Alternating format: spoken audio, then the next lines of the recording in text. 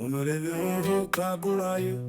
qualcosa con l'accento, vuole solo un inventario, vedo il leggio del mento. Per chi si addorme o a mille descio, o se de perse pure schede pescio, viste le lettere, fogge de cotti e de tutto anche de lo. Carte geografiche, tocchi de spegio, pumelli, fibbie, tu panno veggio, fresetti e nastre de cappellina, chi te de cumbio de galina. Teste retacci, cosce ventracci, borse de pelle, mucci d'armelle, piccagge, fiasso e plaghe sguaree, un pa de guanti, bretelle usee, setti de paggia, vasi terraggia, corbeli e massi de fiori passi, lamme da barba, caffè de bratta, de scorse de uvo de patata, un portaceglie tipo alabastro, de San Pedani, o de pulastro, ciave quaruzzine di peteni, spassui e veghe, magne de crin, tappi de natta, ciumme rosselli, mesa pugnata, scarpe e capelli, scattue nella manna e lu cartoon, e chi l'elenco continua ancora.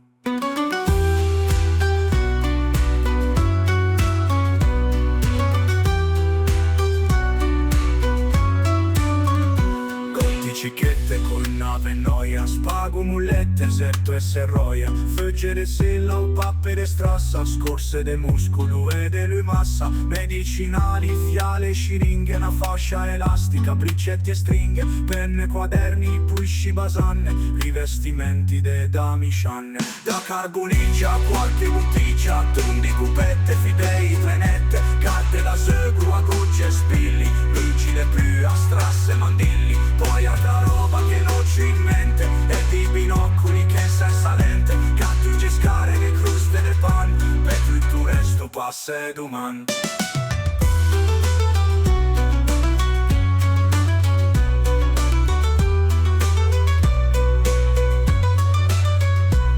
Uno deve un vocabolario, o qualcosa con azienda, ora è solo un inventario, e poi il leggio del mento.